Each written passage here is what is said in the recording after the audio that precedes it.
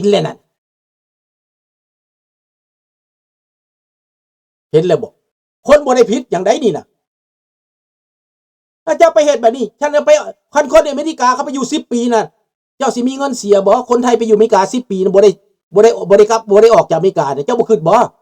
คนไทยมีหลายแสนคนได้ไปอยู่อเมริกาบ่ได้เสียบ่มีวีซ่านั่นน่ะบางคนก็ได้อยู่เลยน่ะ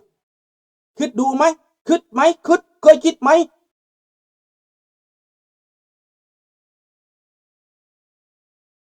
บ่ได้เกี่ยวกันเลยกับทูตแคนาดาน่ะบ่ได้เกี่ยวกันเลยแคนาดาเขาบ่สนแล้วออกไปแล้วก็แล้วเขาบ่สนเขาบ่เอาคนไทยมาอยู่นี่มาอยู่เกินกำหนดมาอยู่4 ปี5 ปีเขาก็บ่ได้หมายเอาเงินเด้เกินกำหนดคันว่าเขาให้เมื่อเขาให้เมื่อเขาบ่หมายดีบ่ดีเขาซื้อปีย้อนให้เจ้าเมื่อซ้ำเขาบ่ได้หมายไดอเมริกาคือกันเขาหมายบ่เอาเงินโดคนเขาจับเมื่อพวกไอ้จับเมื่อเขาบ่ได้หมายไดมีบ่หมายเอาเงินน่ะบ่มีอันนี้คนไปท่องเที่ยวไปหมายเอาเงินท่องเที่ยวเจ้าคิดว่าถึกบ่ค่อยขอตอบเจ้านี้และคนไทยไปอยู่อเมริกาแล้วโอเวอร์สเตย์เป็นยังไงโอเวอร์สเตย์10 ปีมีเงินจ่ายไหมค่อยคิดว่าเขาบ่มีเงินจ่ายมีคนไทยมาเก็บบางไม้อยู่นี่ขอมาปีหนึ่งเบิดปีหนึ่งแล้วบ่เมื่ออยู่10 ปีอยู่10 ปีเขาก็บ่ได้หมายเอาเงินแม่ลุงนี่พาไปเส้นตำรวจแต่ละเดือนน่ะตอนลุงไปอยู่หั่นน่ะเห็นแล้วบ่ประเทศที่เขามีความยุติธรรมน่ะอันนี้ก่อนเฮาสิขึ้นยนต์นี่หน่วงเอาไว้จนนาทีสุดท้ายเหลือ30 นาทีข้าพเจ้าจ่ายเงินเลยจังได้ไปดีแต่แม่มีแต่ว่าข้าพเจ้ามีเงินคันพวกบ่มีเงินนี่ตายเลย40,000กับหม่องโลดเด้เมีย20,000ผัว20,000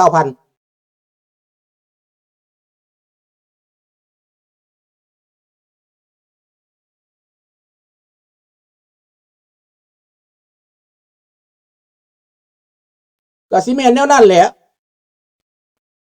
เป็นความจริงนี่หนังสือยังเก็บไว้อยู่ใบบินก็ยังเก็บไว้อยู่ให้คือเอาว้าวให้ฟังคนไทยก็ให้ฟังแล้วให้ตาสว่างเด้อ ให้ตาสว่างและเจ้าคือกลับกันมึงดูน้องธนพรคนไทยมาอยู่อเมริกานี่ถ้าอเมริกาเก็บแบบนั้นเจ้าสิบ่ตายทุกวะไล่ใส่ผู้ใดอยู่1 ปีนึงเอาผู้ละ1,000 ปีนึงน่ะ10 ปีก็10,000เอาเบิ่งมีเงินเสียบ่จะมีเงินเสียบ่แต่อเมริกาเขาบ่ได้เก็บยามเขาเมื่อเขาให้เมื่อเขาจะมาเกิน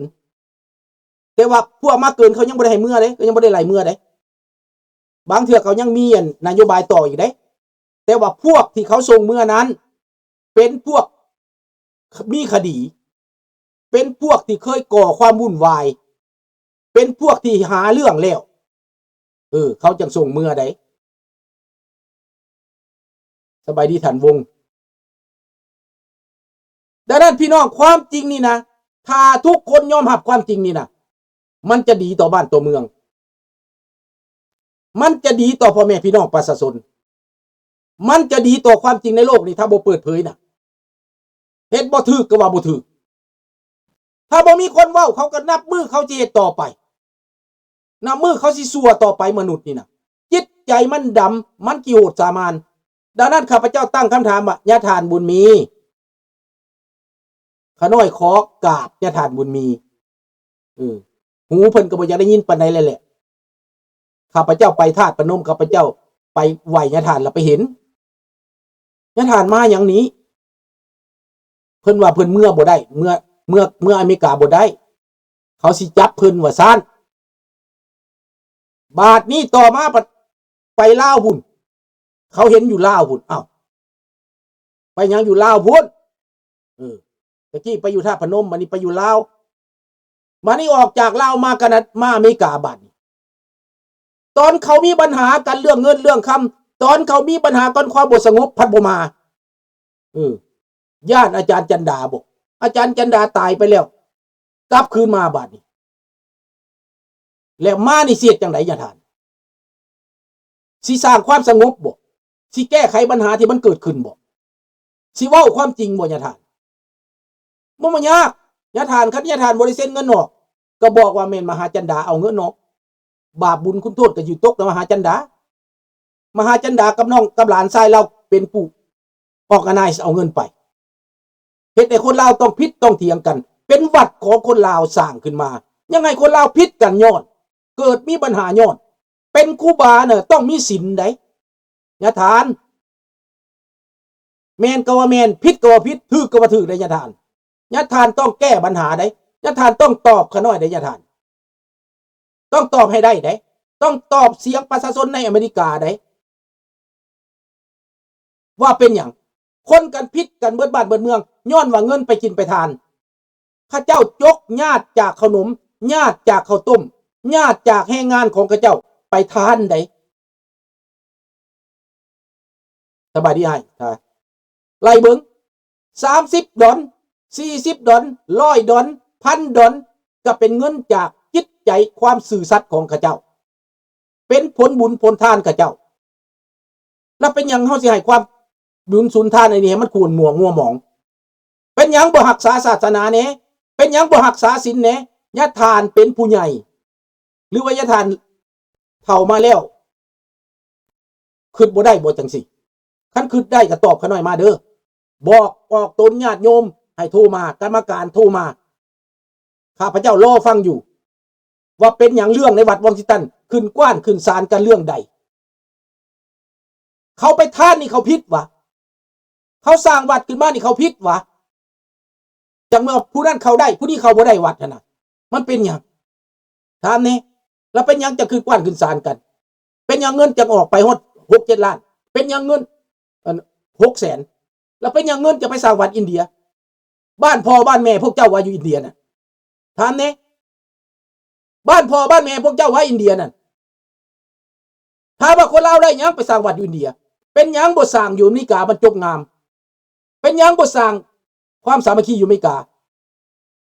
บ้านนี้สิมาแห่แหนเป็นกั้งเดินว่าสันติภาพบัดนี้สิเก็บเงินจากผู้นั้นสิเก็บเงินจากผู้นี้สิเลี่ยไล่เงินบัดนี้อันนี้ก็ผิดกฎหมายพี่น้องการเลี่ยไล่เงินนี่ผิดกฎหมายแจ้งโลดแจ้งให้อเมริกาโลดพี่น้องแก้วหัวขอดต้นนั้นมันสิสร้างวัดนั่นน่ะแก้วอย่างสันติภาพนั่นน่ะมันแก้วการเมืองอันนี้พี่น้องพระลาวกับมีส่วนในหั่นน่ะเพราะว่ามันจะไปตั้งเป็นศูนย์กลางของพวกคอมมิวนิสต์สากลพี่น้องอาศัยผ้าเหลืองระวังพระลาวกับมีส่วนอยู่ในหั่นน่ะข้าพเจ้ากำลังสิเปิดหน้าพระลาวอีกพระลาวอยู่นั่นมีหลานมหาจันดาอยู่หั่นอีกผู้หนึ่งน่ะต้นปัญหานั่นน่ะหัวหน้าใหญ่แล้วน่ะแก้งใหญ่แล้วน่ะกับพระอันน่ะกับหมาบังโลกาน่ะหมาบังโลกาก็เป็นหมาคอมมิวนิสต์อีกน่ะมันบ่แม่นหมาสันติภาพเด้พวกจะได้บุญก็สาธุนบหมาโอ้ยหมามันย่างไก่ว่าซั่นหมามันเก่งมันย่างไก่ดังข้ามคืนข้าพเจ้าบ่อิจฉาเด้อแต่เขาสวยใส่เรื่องจังซี่พี่น้องพระคอมมิวนิสต์มันสวยใส่แบบนี้มันตบตาประชาชนมันตบตาชาวโลกมันสิมาล้างสมองอเมริกามันสิมาลินการเมืองนี่แหละผู้หนึ่งเป็นคนดีเป็นหนึ่งเป็นพี่ตายแมน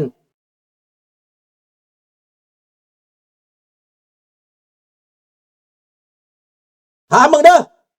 สวัสดีท่านเดือนติดต่อมึงข้าพเจ้าจะได้คำตอบจากญาติทานบุญมีถ้าญาติทานบุญมีกินบ่ได้นอนบ่รับคักเสื้อโลดยังบ่ทันเว้าเรื่องให้ได้เว้าเรื่องตีได้นี่ได้เว้าเรื่องว่าญาติทานบุญมีไปลาวเพื่อหยังไปไทยเพื่อหยังหลายปีไปอยู่หลายปีแบบนึงก็แบบไปใส่ซึกแบบนึงก็แบบไปอบรมแบบนึงก็วันนี้ไปมาบ่ได้ย่านคดีว่าซั่นเดี๋ยวนี้พระมหาจันดาตายไปโดนแล้วเขาฟ้องเขาร้องกันเรียบร้อยแล้วพากันคืนมาบัดนี้แล้วพวกที่เอามานี่มีความตอบบอกคณะแม่นยังก็คณะสมาคมกรรมการชาวพุทธลาวว่าซั่นขอตอบคำตอบเดี๋ยวได้ผู้ใดเป็นหัวหน้าหมู่นั้นได้คำตอบบ่มีผู้ใดให้คำตอบข้าพเจ้าบ่ โทรมาเด้อโทรมาหาข้าพเจ้าเด้อติดต่อมาข้าพเจ้าได้คำตอบหัวหน้าที่ว่าเอามาได้หัวหน้าที่นิมนต์มาที่ว่ามีการเกี่ยวข้องกันนะมีผู้ใดเพิ่นมาหยังเพิ่นไปหยังเพิ่นเฮ็ดหยังนั่นแหละน้องจันทวีติดตามให้อ้ายในเด้อแม่นผู้ใดหัวหน้าสมาคมใดประธานใดสื่อหยังข้าพเจ้าสิโทรไปเองดอกขอสัมภาษณ์แน่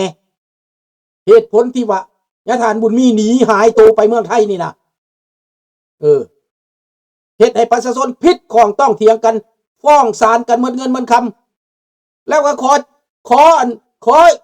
เว้าถึงนางมาลีอีกนางมาลีที่ว่าเป็นนายภาษาอยู่ศาลนั่น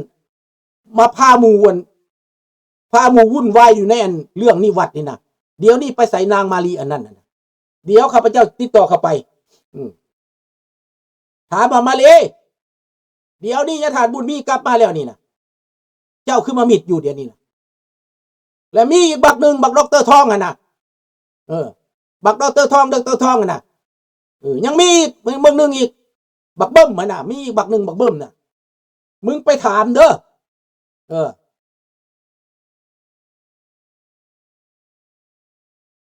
กะสิแมนจะท่านแหละอามิกุ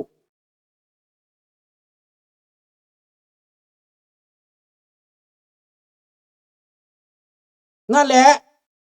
ดังนั้นมันต้องแจ้งเรื่องนี้นะพี่น้องอย่าสิปล่อยมันผ่านไปซื่อๆอย่าสิว่าโอ้ยเพิ่นมาแล้วสาธุได้บุญแล้วญาติทานบุญมีกลับมาแล้วได้บุญเฮาต้องตั้งคำถามญาติทานบุญมีญาติทานไปอย่างเมืองลาวไปอยู่หลายปีญาติทานไปอย่างเมืองไทยหลายปี